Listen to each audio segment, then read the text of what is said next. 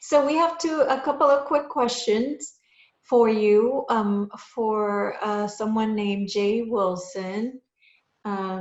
He wanted a definition of the dimensions and how we ascend through the dimensions. Yes, the dimensions are something different from densities. I suppose he was talking about densities. Yeah, so can you explain the difference between the dimensions and then densities? Because I think there was a confusion there too. Yes, of course, it is subject to confusion. The dimensions are parallel universes. What we call the multiverse is a mix, superimposition of dimensions. Ah, I speak too fast. I apologize, Elena.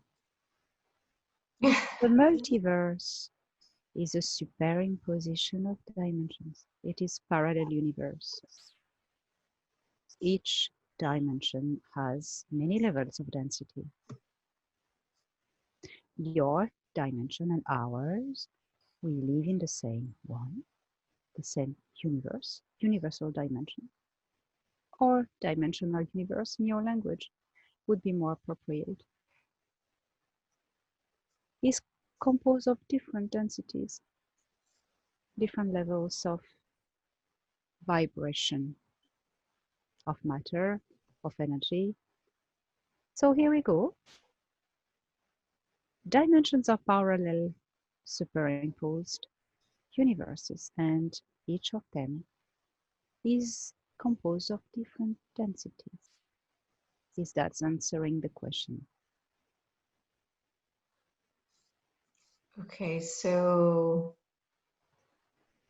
each dimension is composed of different densities. Yes.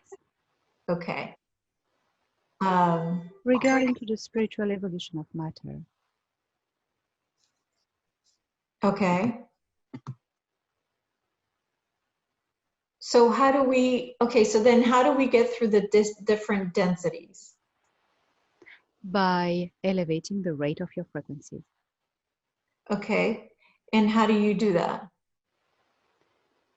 This is a process that can be different for all the races.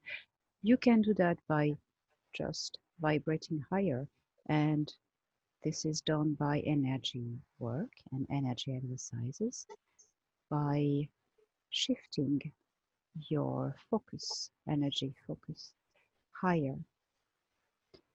You can vibrate faster. This is something you need to experience. It is a speed of pulsing. It is difficult for me to explain to you, especially with this language, but I would say it is an acceleration of the frequency of the pulse of the energy. It becomes more elevated, more rapid. Okay. How do we, do we have a way to move through the different dimensions on the different universes or no?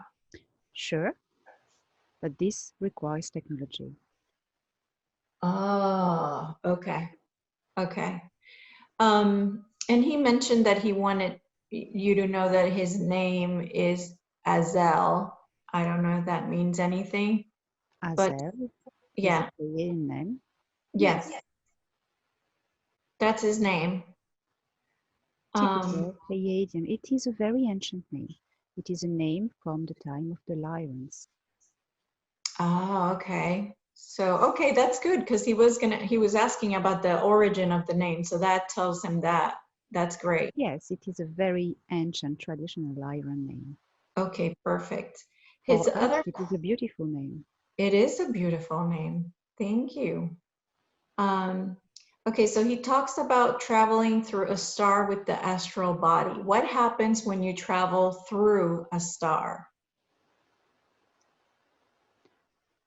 How does he do that? You cannot travel through a star. Okay, he was saying he was doing it with the astral body. The astral body has a limit in travel from the place of origin of the third dimensional body, because there is a link that must not be broken. If you go too far, if you stretch it too far, it can be broken. So he must not travel astral, but he must travel by the mind. This is the mind journey. You can go very far. Okay. Passing through a star when you travel by the mind, no matter matters. This is a good one, isn't it? No matter matters. That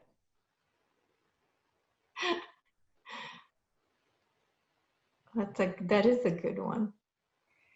So, okay. So then he's asking, are you aware of opening 5-pointed star portals in ritual? And when traveling through a star portal, where can one travel? 5-pointed star Portal. portal. This is related to Terra. We do not use it. This is the use of the 5-pointed star related to Terran ancient spiritualities and practices. We do not use the 5-pointed star. The 6th, the 7th, or the 12th, sometimes the 8th, as our symbol. Okay. So, okay, so you are aware of the 5-pointed star portal as a ritual and when traveling through a star portal.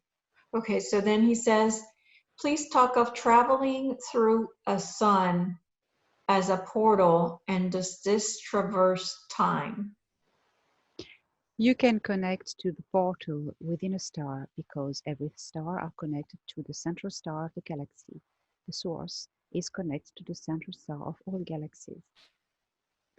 So you can travel effectively through the portal of a star. This is traveling towards density, towards source. What is the Okay. rest of the question? Huh? What is the rest of the question? Oh, does this traverse time?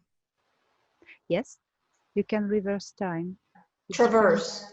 Traverse. Traverse. Traverse. You can do time travels. Yes, but for this you have to use a travel that goes out of the space continuum. And it is a special way of traveling. You have to increase or reduce the speed of your traveling regarding to the frequency of the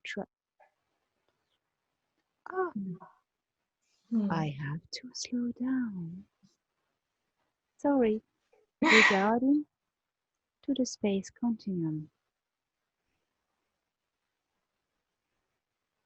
All right, so you can travel through the sun as a portal then. Interdimensional portal, it is possible. Okay. And I think he was talking about traversing time in that, in other words, does it miss time? In other words, does it not take time to go from one point to the other? So this is a thing. You can travel in time forward or backward if you travel linearly from a point to another by moving on the space continuum. This is depending on your speed. If you go faster than speed of light, you will find yourself in the past. If you go slower than the speed of light, this will find yourself in the future, but for this you have to slip out of the web of the space continuum. This is a technique that is very precise. We do not use linear travels because we want to stay at the same time, so we use what you would call quantum travels. linking a point to another by resonance, fixing a trajectory, and dematerializing to rematerialize there. But it is not dematerialization and rematerialization. It is just echo, resonance. We are surfing out of the web. This is something Torhan would explain to you. He uses this.